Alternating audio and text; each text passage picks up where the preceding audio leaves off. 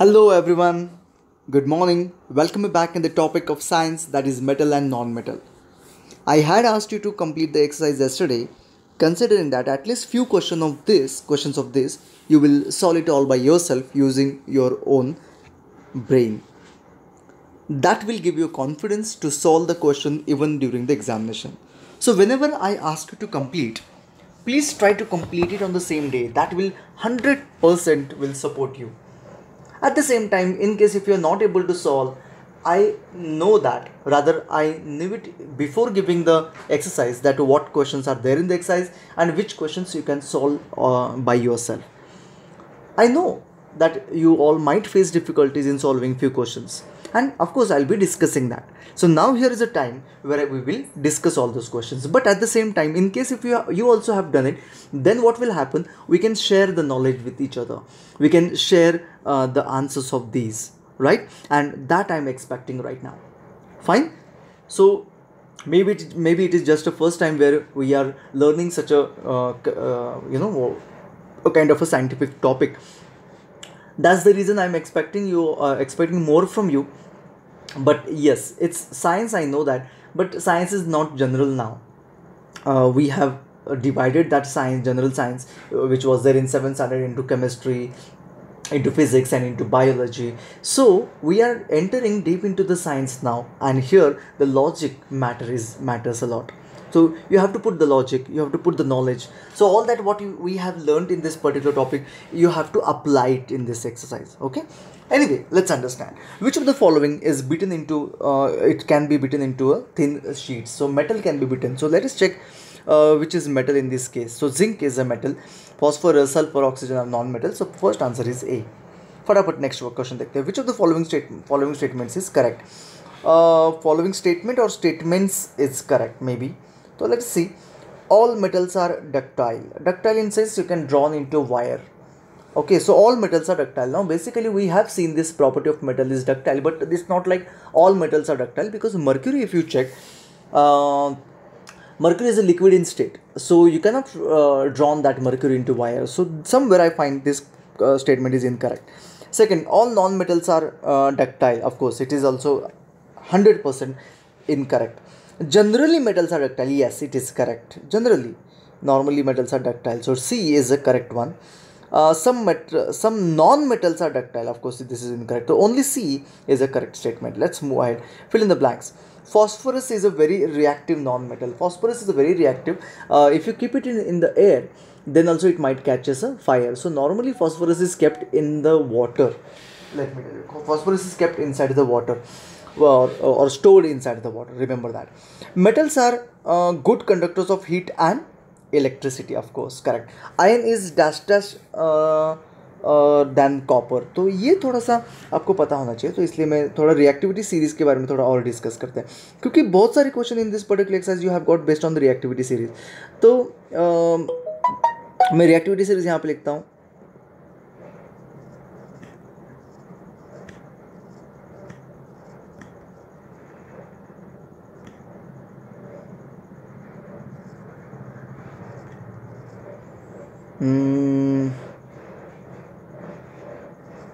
Okay. तो ये है रिएक्टिविटी सीरीज. आपको क्या याद रखना है? ये बेसिकली आपको जो क्वेश्चंस आएंगे ये सिर्फ इन तीनों के ऊपर आएंगे. Zinc, iron and copper. ठीक है. Somewhere aluminium also. तो in case if you remember the sequence, zinc is active, then Fe, and then copper. Copper is very less active. ठीक है. तो if you remember that, then also it's okay. Otherwise I have another trick to remember it. देखो, काशीनाथ का माली आलू ज़रा फीके पकाता है, कौन है आगे आओ. ये अगर आप सामने होते तो थोड़ा ज़्यादा जल्दी आपको समझ में आता, बट फिर भी काशीनाथ का माली आलू ज़रा फीके पकाता है. पकाता है नहीं है, यहाँ तक ख़त्म हो जाता है. एंड कौन है आगे आओ. CUAGAU, कौन है आगे आओ. ठीक है. तो काशीनाथ का माली आलू ज़रा फीके पकाता है, कौन है आगे आओ. इतना भी आप याद रखोगे, या फिर आलू ज़रा फीके पकाता है. फिनिश्ड. एल जिंक आलू ज़रा फीके पकाता है. एल जिंक आयरन कॉपर, वो भी चल जाएगा. आलू ज़रा फीके पकाता है. एनीवे, तो जितना हो सके उतना याद कर लो, या फिर ट्रिक यूज़ करो एज यू विश, नहीं तो आप जब सामने होंगे तब मैं समझा देता हूँ। ठीक है, एनीवे तो आयन इज लेस रिएक्टिव और more reactive than copper. Check करते हैं, देखो ज़रा, आयन कॉपर के ऊपर है, इसका मतलब इट इज़ मोर रिएक्टिव, तो ये आंसर है मोर रिएक्टिव। ठीक है, metal react with acid to produce gas. कौन सा गैस होता है? H2 गैस और हाइड्रोजन गैस।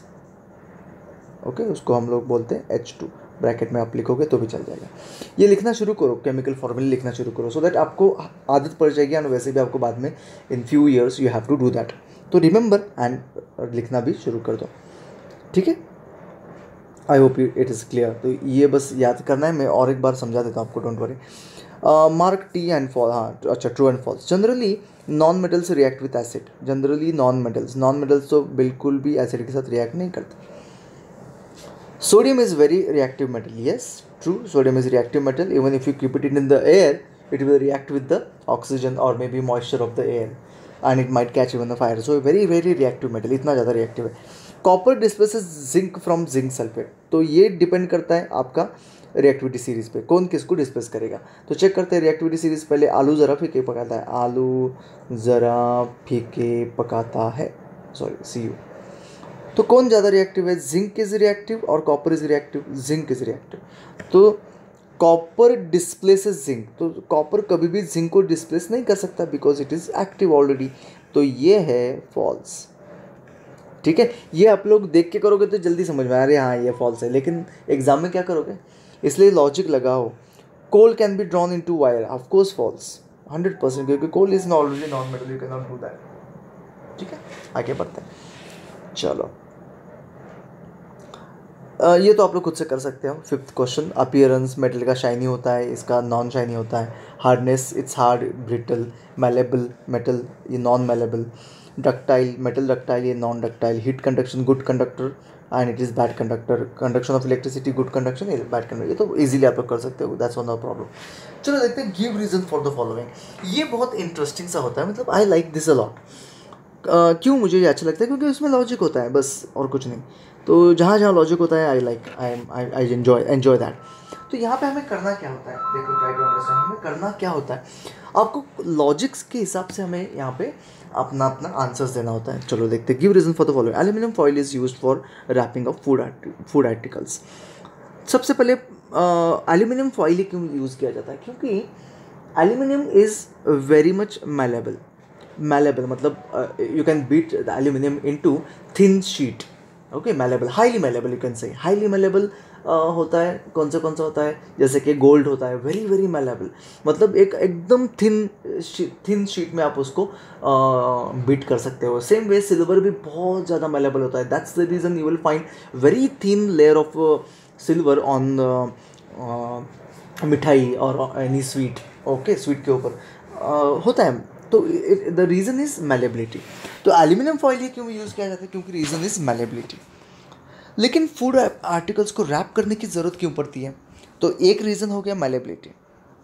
ठीक है, शॉर्ट में लिखता हूँ, मैलेबिलिटी हो गया एक रीज़न। सेकेंड रीज़न क्या है इस चीज़ का? सेकेंड रीज़न क्या है? एल्यूमिनियम फॉइल मतलब रैपिंग की ज़रूरत क्यों पड़ती है? So that we can keep the food articles away from moisture and oxygen. To keep the food away from oxygen and moisture. These two things will attract bacteria. That's the reason we have to keep our food articles protected. तो उसको rap कर सकते हैं हम लोग, करना पड़ता है। तो एल्यूमिनियम में क्यों? प्लास्टिक भी चल सकता है, लेकिन प्लास्टिक में होता क्या है, मॉइस्चर पकड़ लेता है and that will attract the bacteria. Therefore हम लोग क्या यूज़ करते हैं? एल्यूमिनियम। और इससे लाइट भी दूर रहता है। प्लास्टिक से कैसा है, लाइट एंटर किया, once the light enters the temperature inside the plastic will change.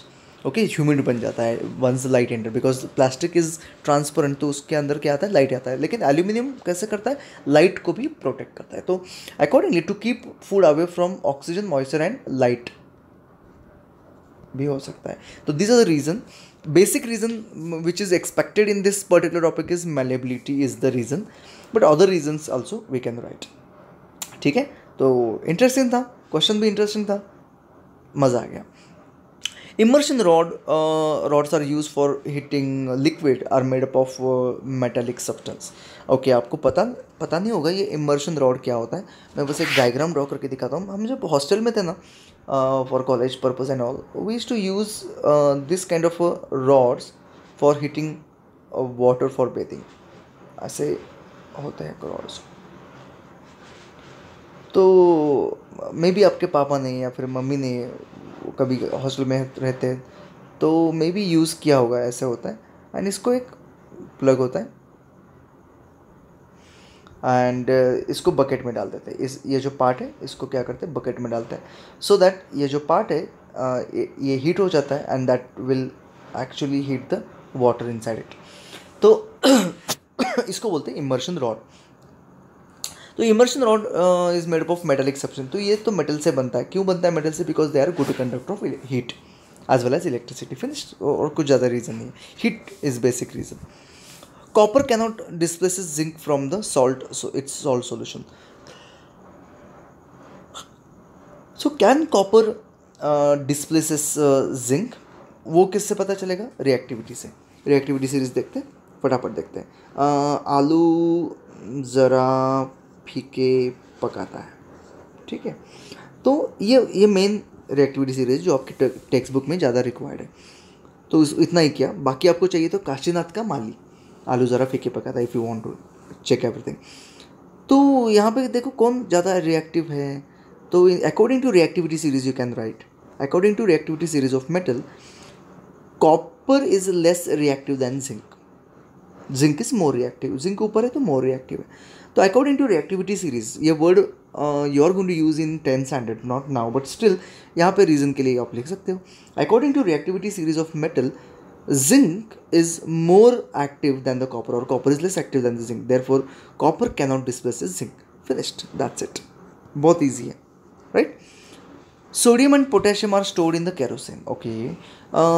ये तो अभी भी मैंने रीज़न बताया था. सोडियम का अगर आपने बॉटल देखी तो ऐसे बॉटल होती है. बॉटल के अंदर केरोसिन भरा होता है. Kerosene I hope you know it's oil. और इसके अंदर ऐसे सोडियम होता है. Okay, why it is supposed to be stored under the kerosene? So that it will be kept away from the air, direct contact with the air, because air has got a moisture in it, and when the sodium which vigorously react with the water to produce hydrogen gas and it might catch a fire. Okay, so it's a very simple reason. Sodium and potassium are very active metals. When they are kept or exposed to air, it reacts quickly with the moisture in the air and it might catch a fire. Okay, it produces hydrogen and you know that what hydrogen can cause. We have seen the video, isn't it? पानी में डालने के बाद कैसे ठुप करके उड़ गया था. Okay, that's the sodium is. That's the sodium. ठीक है. So that's the reason it is supposed to be stored under the kerosene. Idea clear? ये तो clear हो गया. चलो आगे बढ़ते हैं.